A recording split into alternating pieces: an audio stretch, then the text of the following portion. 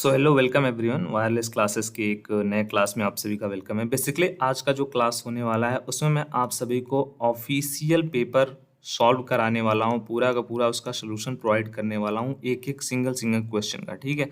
So basically ये जो हमारा पेपर है ये 2023 का है। ठीक है। 2024 है, इस बार का जो पेपर होगा वो 2024 ईयर में होगा। सो ये प्रीवियस ईयर का पेपर रहने वाला है, कुछ इस टाइप का पेपर रहता है। ये जो पेपर का कोड है वो 06 है। ठीक है। यहाँ पे आप देख सकते हो टाइमिंग एंड यहाँ पे जो देख सकते हो आप मार्क है, यहाँ पे आपको नाम और रोल नंबर लिखना रहता है। मैंने हाइड किया हुआ है ये डिटेल्स। ठीक है। सो बेसिकली ये हम ऑफिशियल मॉडल पेपर या फिर कह लें ऑफिशियल पेपर आपके लिए लेकर के आए हैं। ये प्रीवियस ईयर में पूछा गया था। इस प्रश्नों को आपको समझना है, इसका पैटर्न समझना है, किस टाइप के क्वेश्चन रहते हैं, कितने क्वेश्चन किस सेक्शन से पूछे जाते हैं। सो कंप्लीट इन्फॉर्मेशन आपके लिए बहुत हेल्पफुल रहेगा। ठीक है। इसमें आप कुछ क्वेश्चन के आंसर आप देंगे कमेंट बॉक्स में, कुछ क्वेश्चन के आंसर मैं आपको बताऊंगा यहाँ पे। ठीक है। जहाँ पे नीड होगी सोल्यूशन की वहाँ पे मैं आपको सोल्यूशन प्रोवाइड करूंगा। निम्नलिखित में से किस राज्य की सीमा से गुजरात जो आपका राजस्थान है वो सटा हुआ नहीं है। सो जो वो सीमा है वो कौन सी है, वो है महाराष्ट्र की सीमा। ठीक है। महाराष्ट्र की सीमा से, महाराष्ट्र राज्य की सीमा से राजस्थान जो है सटा हुआ नहीं है। करेक्ट आंसर क्या है, महाराष्ट्र है। सूरज कुंड मेला कहाँ आयोजित होता है, तो जो सूरज कुंड मेला है वो आयोजित किया जाता है फरीदाबाद में। ठीक है। ये इंपॉर्टेंट क्वेश्चन है। नेक्स्ट क्वेश्चन यहाँ पे है, किस शताब्दी में प्रिंटिंग प्रेस की खोज हुई थी। ठीक है। सो प्रिंटिंग प्रेस की खोज हुई थी 15वीं शताब्दी में। करेक्ट आंसर क्या है, 15वीं। स्वराज हमारा जन्मसिद्ध अधिकार है, यह किसके द्वारा कहा गया था। क्या आप इसका आंसर कमेंट बॉक्स में बता सकते हैं। ठीक है। आपके लिए मैंने इसका जो आंसर है वो कमेंट बॉक्स में दे दिया है, पिन कर दिया है। अगर आप लोग सही कमेंट करोगे तो मैं आपको वहाँ पे पिन कर दूंगा और बता दूंगा। अगर आप रॉन्ग भी कमेंट करोगे तो भी मैं आपको वहाँ पे करेक्ट आंसर बता करके पिन कर दूंगा। ठीक है। सो इसका आंसर आपको देना है। नेक्स्ट क्वेश्चन है, भारत तक समुद्री मार्ग की खोज किसके द्वारा की गई थी। सो भारत तक समुद्री मार्ग की जो खोज की गई थी वो की गई थी पुर्तगालियों के द्वारा। ठीक है। सो correct answer is option number D. ठीक है। नेक्स्ट क्वेश्चन यहाँ पे है, चौरी चौरा जो कांड है इसकी घटना कब घटित हुई थी। सो ये जो घटित हुई थी घटना वो बेसिकली हुई थी आपका वर्ष 1922 में। ठीक है। Correct answer is option number C, वर्ष 1922। नेक्स्ट क्वेश्चन यहाँ पे है, महात्मा गांधी द्वारा सविनय अवज्ञा आंदोलन कब आरंभ किया गया था। सो बेसिकली ये स्टार्ट किया गया था 6 अप्रैल सन 1930। मतलब हमारा ऑप्शन नंबर ए करेक्ट रहने वाला है।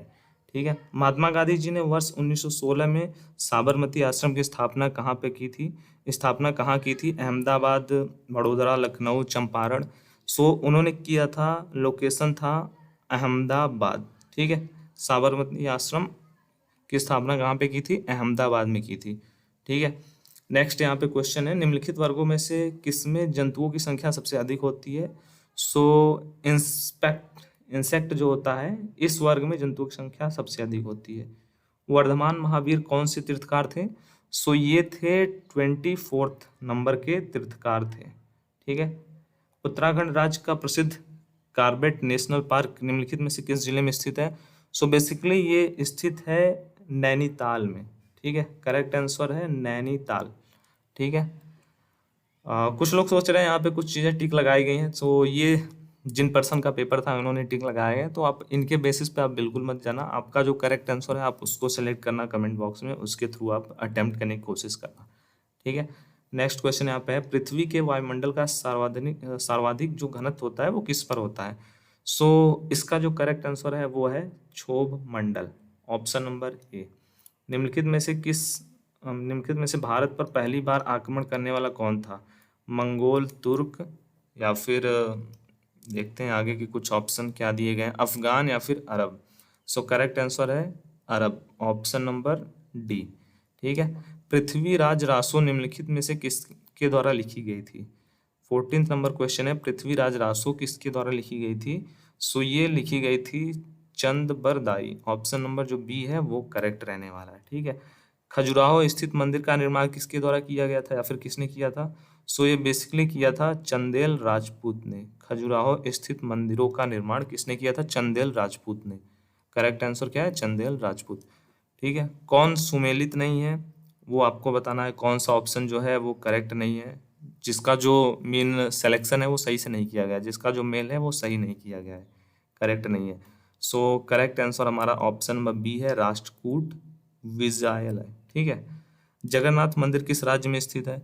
सो जगन्नाथ मंदिर बहुत ही पॉपुलर मंदिर है, आप सभी को इसके बारे में नॉलेज होगा। अगर नहीं है तो आज हो जाएगा आपको कहाँ पे ये स्थित है। इसीलिए मैं इसका आंसर आप सभी को बोल रहा हूँ कमेंट बॉक्स में अटेम्प्ट करने के लिए। ठीक है, इम्पॉर्टेंट है ये क्वेश्चन, इम्पॉर्टेंट ये प्लेस है, इसीलिए आपको इसका आंसर कमेंट बॉक्स में कमेंट करना है। जिसका करेक्ट रहेगा मैं आपको वहाँ पे जो है पिन कर दूंगा या फिर बता दूंगा कि आप करेक्ट हो। ठीक है। नेक्स्ट क्वेश्चन है, निम्नलिखित में से कौन जो है वो कविराज के नाम से विख्यात है? सो कविराज के नाम से जो विख्यात है वो है Sindhu Raj. Option number A. Sen वंश के संस्थापक कौन थे या फिर कौन था? सो सेन वंश के जो संस्थापक थे वो थे विजय सेन। ऑप्शन नंबर हमारे सी करेक्ट है। बड़ा इमामबाड़ा कहाँ पर स्थित है? ठीक है, उत्तर प्रदेश की राजधानी कहाँ पे है? उत्तर प्रदेश की राजधानी लखनऊ में है। सो जो बड़ा इमामबाड़ा है वो भी कहाँ पे स्थित है? लखनऊ में ही स्थित है। करेक्ट आंसर आप कमेंट बॉक्स में बताना, आप यहाँ पे गए हैं या फिर नहीं गए हैं। ठीक है, आपने इसका नाम सुना है या फिर नहीं। प्रसिद्ध चेतक घोड़ा किससे संबंधित है? सो बेसिकली ये संबंधित है महाराणा प्रताप जी से।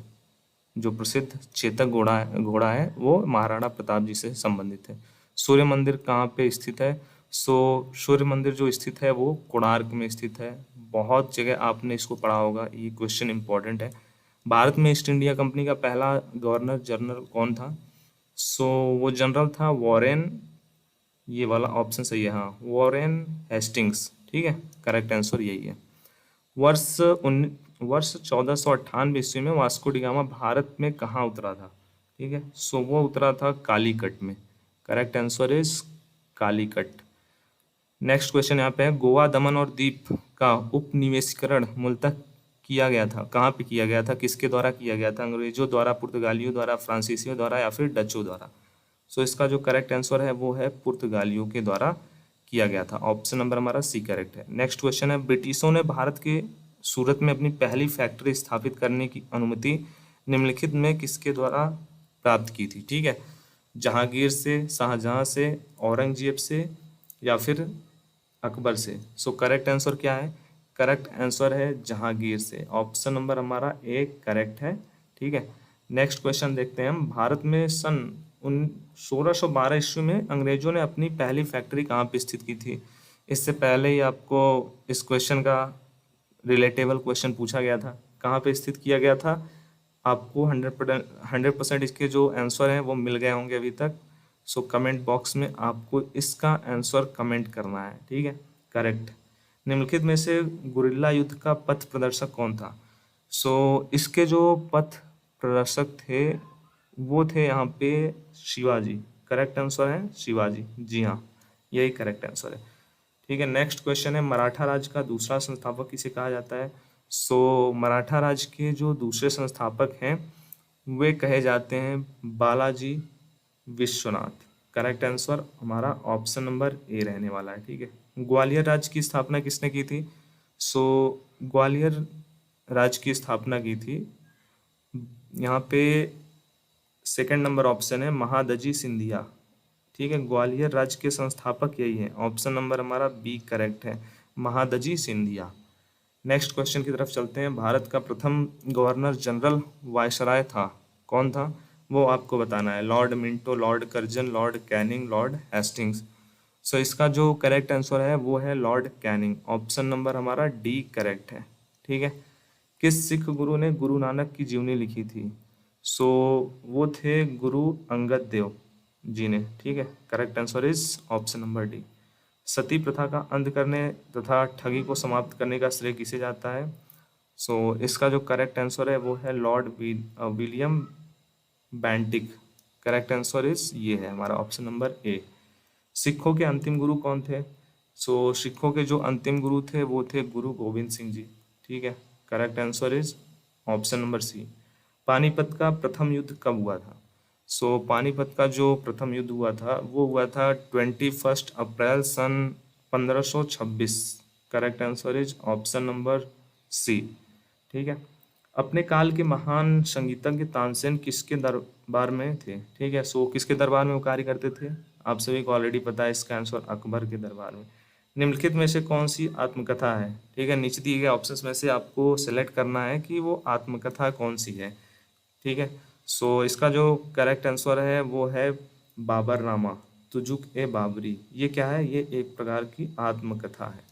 ठीक है, नेक्स्ट क्वेश्चन की तरफ चलते हैं। हाल ही में किसने ओडिशा के चांदीपुर में MRSAM मिसाइल का सफल परीक्षण किया है? सो ये किया है DRDO ने। ठीक है, DRDO। सऊदी अरब ग्रैंड पिक्स का दूसरा संस्करण हाल में किसने जीता है? सो ये जीता है max Verstappen. Correct answer is option number ए। ठीक है, 14 नंबर हमारा क्वेश्चन है 40। रॉबर्ट अल्बेला ने सत्तारूढ़ लेबर पार्टी के 2022 के आम चुनाव में जीत के बाद किस देश के प्रधानमंत्री के रूप में शपथ ली थी? सो उस कंट्री का नाम यहाँ पे दिया गया है चीन, अर्जेंटीना, मालदीव या फिर माल्टा। सो करेक्ट आंसर क्या है? Correct answer is Malta, option number C. 1 million बराबर होता है, किसके बराबर होता है? आप सभी कमेंट बॉक्स में बताना। ये क्वेश्चन इजी है। ठीक है, तो इसका आंसर आप ही बताओगे कमेंट बॉक्स में कमेंट करके। 1 मिलियन किसके बराबर होता है? 1 लाख के, 1 करोड़ के, 10 करोड़ के, या फिर कितने करोड़ के या कितने लाख के? वो आपको कमेंट बॉक्स में कमेंट करना है। जिसका सही रहेगा मैं वहाँ पे करेक्ट कर दूंगा। ठीक है, वह सबसे बड़ी संख्या जिसका हजारों में सन्निकट करने पर 5,000 प्राप्त होगा। सो वो संख्या है हमारी 5,499। ठीक है, 5,499 ये करेक्ट है। और बेसिकली मैथ के, रीजनिंग के सभी सब्जेक्ट के आपको चैप्टर वाइज मैं क्लासेस प्रोवाइड करने वाला हूँ।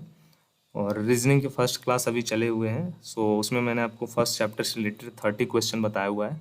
सो चैनल को आप सब्सक्राइब कर लेना अगर आप पहली बार हमसे जुड़ रहे हैं, कोई भी वीडियो देख रहे हैं या फिर कोई भी क्लास अटेंड कर रहे हैं, जिससे आपको टाइम टू टाइम नोटिफिकेशन मिलता रहेगा। ठीक है, अंक 6 का स्थान वही रखते हुए संख्या 6350947 के अंकों को पुनः किसी भी क्रम में रखने पर बनने वाली सबसे छोटी संख्या कौन सी होगी?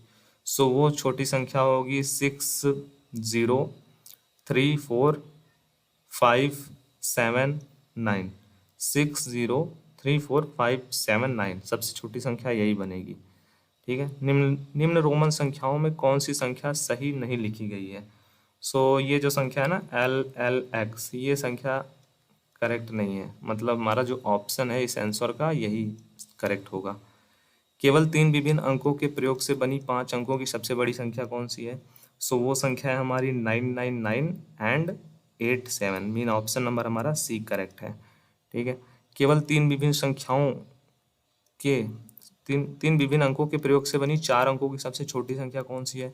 सो 4 अंकों की सबसे छोटी संख्या है हमारी, यहाँ पे जो ऑप्शन नंबर है यहाँ पे आप देख सकते हो, केवल 3 विभिन्न अंकों के प्रयोग से बनी 4 अंकों की सबसे छोटी संख्या। ठीक है, तो यहाँ पे देखो केवल 3 विभिन्न अंकों का यूज़ करना है आपको।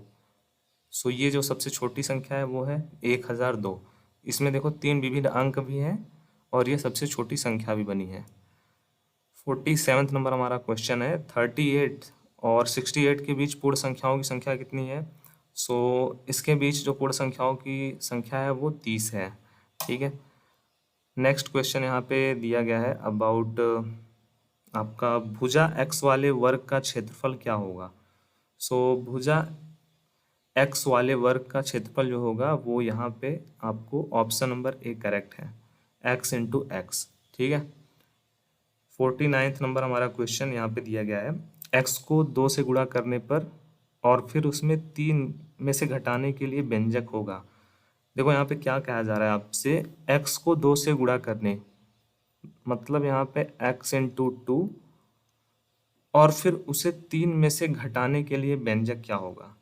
3 में से घटाना है मतलब 3 माइनस,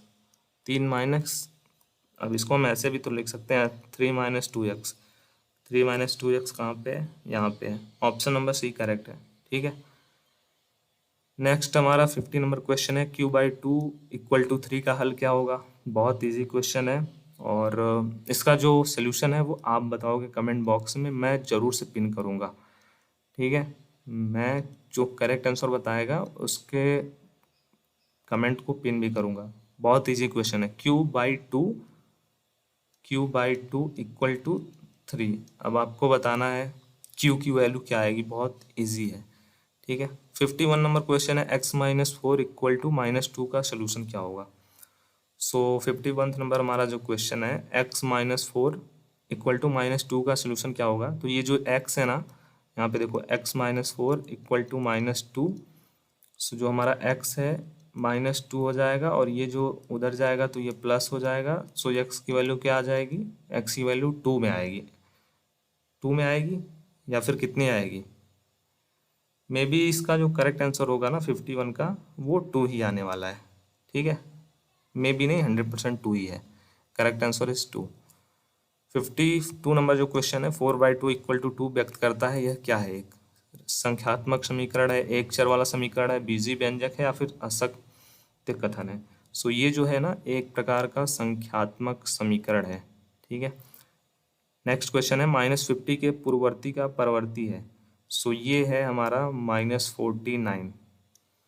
ठीक है, -49, correct answer is -49। Next question, थोड़ा सा यहाँ पे मे बी आपको स्क्रीन में थोड़ा सा ये धुंधला दिख रहा होगा, बट क्वालिटी आप इंक्रीज कर लेना, आपको कोई इशू नहीं होगा। 54 नंबर क्वेश्चन है, एक ऋणात्मक पूर्णांक का योज प्रतिलोम होता है। सो एक ऋणात्मक जो पूर्णांक होते हैं उसका जो योज प्रतिलोम होता है वो सदैव धनात्मक होता है। मतलब हमारा ऑप्शन नंबर बी करेक्ट रहने वाला है। ठीक है, 55 नंबर हमारा क्वेश्चन है, अमूल्य और अमर कश्मीर में क्रमशः 2 स्थान ए और बी पर गए। उन्होंने एक विशेष दिन ए पर -4 डिग्री और बी पर 1 डिग्री न्यूनतम तापमान रिकॉर्ड दर्ज किए। निम्नलिखित में से कौन सा कथन सत्य है। ए से बी ठंडा है, बी से ए ठंडा है, तापमानों में अंतर 2 डिग्री सेल्सियस का है, ए का तापमान बी के तापमान से 4 डिग्री सेल्सियस अधिक है। सो बेसिकली इसका जो करेक्ट आंसर होगा वो ये होगा, ऑप्शन नंबर ए जो है ना वो बी से ठंडा है। ठीक है, ए जो है वो बी से ठंडा है, क्योंकि ये था -4 डिग्री सेल्सियस जो ए नंबर का प्लेस था, और जो बी नंबर का प्लेस था वो केवल 1 डिग्री सेल्सियस था। सो ये -4 था तो ये ज़्यादा ठंडा था। करेक्ट आंसर हमारा ऑप्शन नंबर फर्स्ट ही होगा स्टेटमेंट। ठीक है, 56 नंबर क्वेश्चन है, जब एक ऋणात्मक पूर्णांक को एक अन्य ऋणात्मक पूर्णांकों में से घटाते हैं तो परिणाम का चिन्ह क्या होता है। जब एक ऋणात्मक पूर्णांक को एक अन्य ऋणात्मक पूर्णांक में से घटाते हैं तो बेसिकली जो चिन्ह होता है परिणाम का, वो पूर्णांकों के संख्यात्मक मान पर निर्भर करता है। ठीक है, सो ऑप्शन नंबर हमारा जो डी है ना वो करेक्ट है। पूर्णांकों के संख्यात्मक मान पर उसका जो मान है वो परिणाम का चिन्ह उसी पे निर्भर करता है। ठीक है, 57 नंबर हमारा जो क्वेश्चन है, जब एक पूर्णांक को स्वयं उसी में जोड़ते हैं तो योग उस पूर्णांक से बड़ा होता है। ठीक है, जब एक पूर्णांक को स्वयं उसी में जोड़ते हैं तो योग उस पूर्णांक से बड़ा होता है। सदैव सत्य है यह कथन, या फिर कभी सत्य नहीं है, यह तभी सत्य है जब पूर्णांक धनात्मक हो। सो इसका जो करेक्ट आंसर है ना वो यही है, केवल यह तभी सत्य होगा जब वह पूर्णांक क्या हो, धनात्मक हो।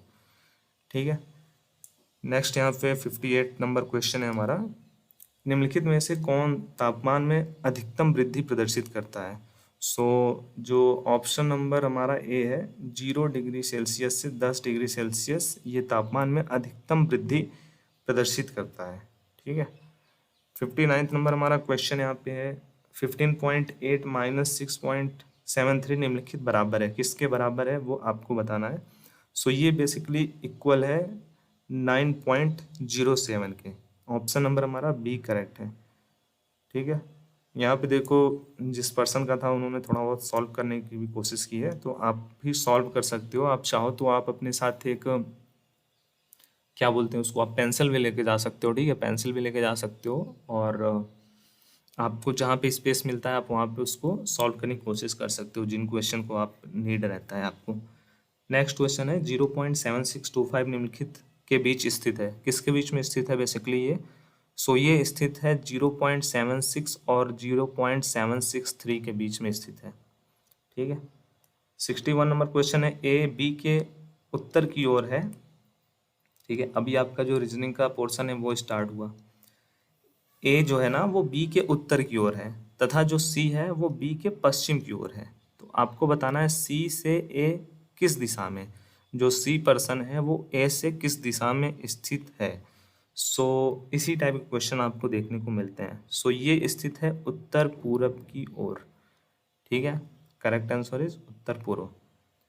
नेक्स्ट 62 नंबर क्वेश्चन है, शब्द सॉलिडेटरी में अक्षरों के ऐसे कितने जोड़े होते हैं जिनके ठीक बीच उतने ही अक्षर होते हैं जितने कि अंग्रेजी वर्णमाला में होते हैं।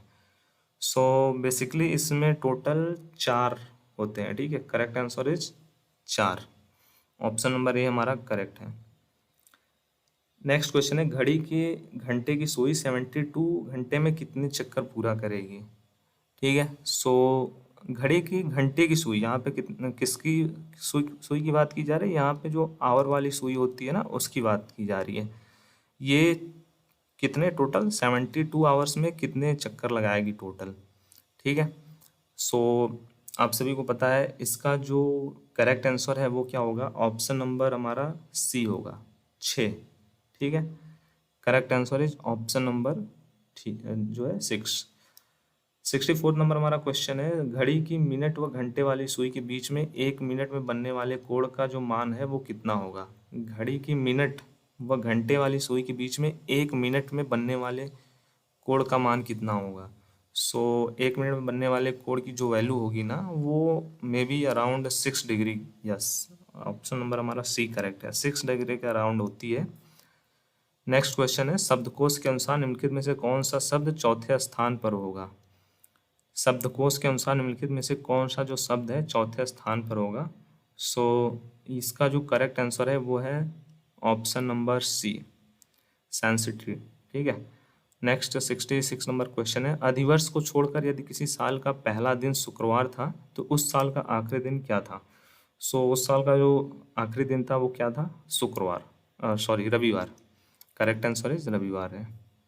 और 67 नंबर हमारा क्वेश्चन है, ये भी आपका रीजनिंग से, एक्स वाई के पूर्व में है जो जेड के उत्तर में है, यदि पी जेड के पूर्व में है तो पी और एक्स किस दिशा में है।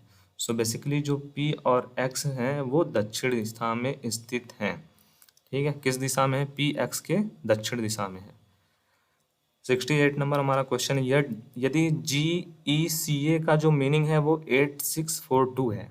ठीक है, जी ई सी ए का जो वैल्यू है या फिर जो मीनिंग है वो कितना है, 8642। तो एच एफ बी डी का अर्थ कितना होगा या फिर कह लें इसका मीनिंग कितना होगा। सो इसकी जो मीनिंग होगी वो 9568 होगा। कोडिंग डिकोडिंग जब आपको मैं चैप्टर बताऊंगा ना उसमें आपको इस चीज़ों के बारे में थोड़ा डिटेल्स में समझा दूंगा। नेक्स्ट क्वेश्चन है, रोगी अस्पताल कार। सो कार कहाँ पे रहता है, कार गैराज में ही रहता है ना। ठीक है, आँख रिलेटेबल है चश्मा के, उसी प्रकार जो टांग है वो किसके, जो इसका जो ग्रुप है मीन इसका ग्रुपिंग किसके साथ होगा वो भी करेक्ट। सो आँख जब खराब होता है ना तो हम लोग यूज़ करते हैं चश्मे का आँख के लिए, उसी प्रकार टांग के लिए हम लोग यूज़ करते हैं बैसाखी का। Correct answer is Baisakhi. ठीक है, सो नेक्स्ट क्वेश्चन तरफ हम लोग चलते हैं। हमारा ये समानुपात वाले सब क्वेश्चन हैं ये। ठीक है, समानुपात पहला चैप्टर मैंने आपको बहुत अच्छे से पढ़ाया रीजनिंग का। आप प्लेलिस्ट को आप चेक करो, प्लेलिस्ट में बहुत सी चीज़ें आपको देखने को मिलेंगी। पुस्तक रिलेट किया गया है या फिर ग्रुप किया गया है कागज़ थे, उसी प्रकार रोटी को किस प्रकार हम लोग किसके साथ परफेक्ट ग्रुपिंग कर सकते हैं। सो इसको हम ग्रुपिंग कर सकते हैं आटा के साथ। ठीक है, क्योंकि जो पुस्तक होता है ना वो तुम उसमें बहुत सारे कागज़ों का कॉम्बिनेशन होता है। ठीक है, कागज़ से ही बनता है वो, उसी प्रकार रोटी बनती है आटा से। नेक्स्ट क्वेश्चन यहाँ पे है, प्रतिभाशाली जो होता है उसको बुद्धिमान, उसी प्रकार सृजनात्मक को क्या बोल सकते हैं, सृजनात्मक को हम लोग कलात्मक बोल सकते हैं। परफेक्ट पेयर रहेगा ये।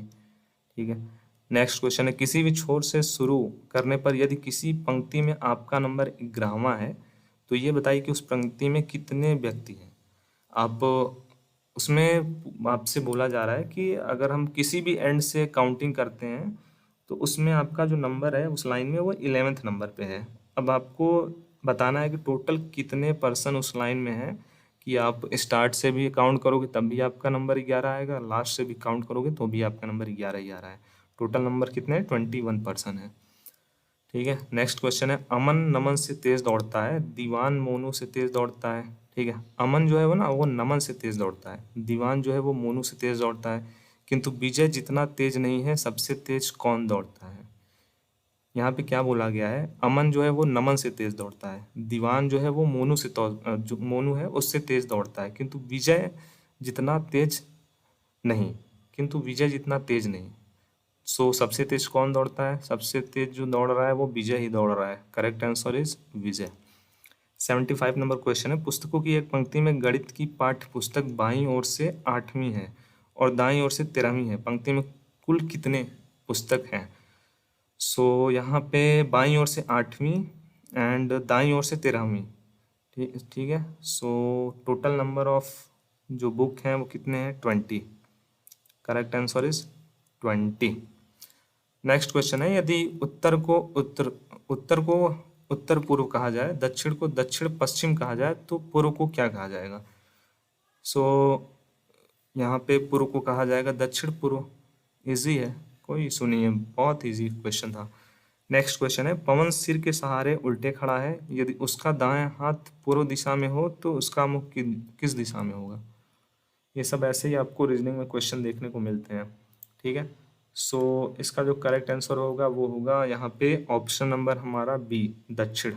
ठीक है, करेक्ट आंसर इज दक्षिण।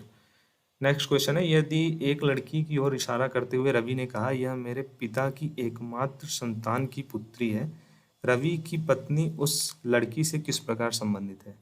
ठीक है, सो वो संबंधित है माँ के रूप में। ठीक है, करेक्ट आंसर इज माँ।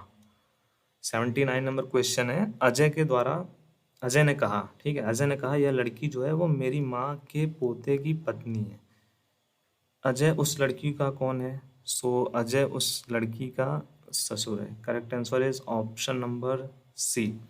ठीक है, नेक्स्ट क्वेश्चन है, 15 अगस्त 1947 को कौन सा डे था?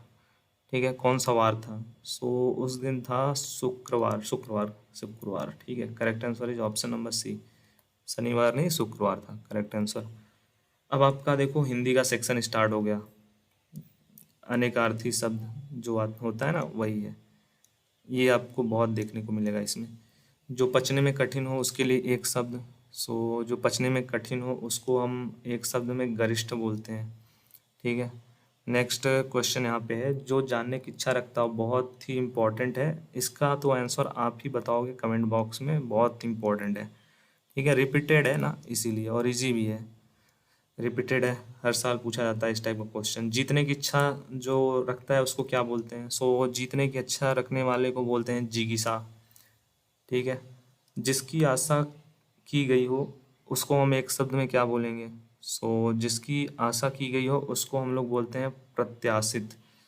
ठीक है, जिसके पार देखा जा सकता है, बहुत ही अच्छा क्वेश्चन है, कमेंट बॉक्स में आप इसको बताओगे करेक्ट आंसर इसका क्या होगा।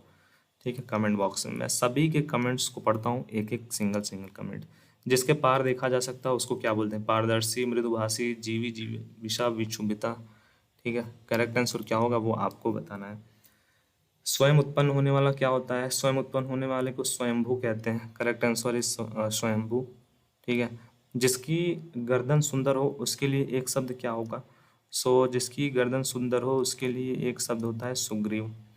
एक उदर से जन्म लेने वाला, एक उदर से जो जन्म लेता है उसको बोलते हैं सहोदर। ठीक है, जिनका जन्म पीछे हुआ हो उसे कहते हैं अनुज। ठीक है, आप बोलते हो ना ये मेरा अनुज भाई है। ठीक है, उसके बाद में भी अब आपका लास्ट क्वेश्चन है, अग्रज के लिए कौन सा विकल्प सही है? सो अग्रज के लिए जो विकल्प सही है वो ये है, जो पहले पैदा हुआ हो। यही सेम क्वेश्चन आपको प्रीवियस में भी देखने को मिला था, 89 क्वेश्चन इसी से रिलेटेबल था, बहुत ही इजी क्वेश्चन है हिंदी में। अब आपका सेक्शन स्टार्ट होता है इंग्लिश का। ठीक है, इंग्लिश का जो सेक्शन स्टार्ट होता है उसमें पूछा गया है मीरा, उसके बाद आपको ब्लैंक दे दिया गया है फॉर चैरिटेबल कॉज। अब यहाँ पे कौन सा जो ऑप्शन है वो करेक्ट फिट होगा? Came to contribute, come to contributes, comes to contributed, came to contributing. So correct answer is came to contribute, option number हमारा ए करेक्ट होगा। Meena came to contribute for charitable cause. Next question में भी वही है, filling the blanks with the past continuous tense from the verb given. ठीक है, past continuous tense form of the verb, जो verb है उसका पास्ट कॉन्टिन्यूस टेंस आपको यहाँ पे फिल करना है। मोनिका, उसके बाद ब्लैंक है सिंस लास्ट वीक। सो यहाँ पे जो प्लान का पास्ट कॉन्टिन्यूस होगा वो होगा हैड प्लानिंग। हैड प्लानिंग कहाँ पे है, हैड बीन प्लानिंग। ठीक है, correct answer is had been planning. Monica had been planning since last week. यहाँ पे आपको प्लान का past continuous tense form use करना था। ऐसे ही आपको इंस्ट्रक्शन दिया रहेगा, सो आप क्वेश्चन अटेम्प्ट करने से पहले उसका जरूर से पढ़ लेना एक बार, इंस्ट्रक्शन आपसे वहाँ पे क्या पूछा जा रहा है। या फिर द क्राउड दैट, उसके बाद blank due to the quarrel has dispersed now. So correct answer यहाँ पे मे बी हैज़ गैदर्ड ही होगा, हैज़ गैदर्ड या फिर हैड गैदर्ड।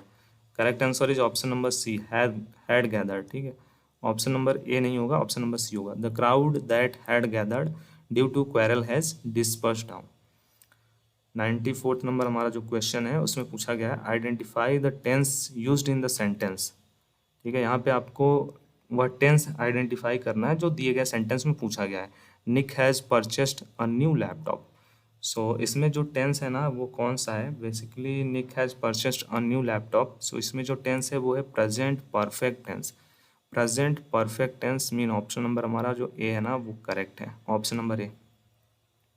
ठीक है, अभी आपने क्लास को लाइक नहीं किया तो लाइक कर देना। आपके लिए जो हर सर हैं और टीम है बहुत हेल्प कर रही है, आई मीन बहुत मेहनत कर रही है आपको हेल्प करने के लिए। और स्टडी रिलेटेड आपको बहुत सारे नोट्स क्लासेस प्रिपेयर करके प्रोवाइड किया जा रहा है।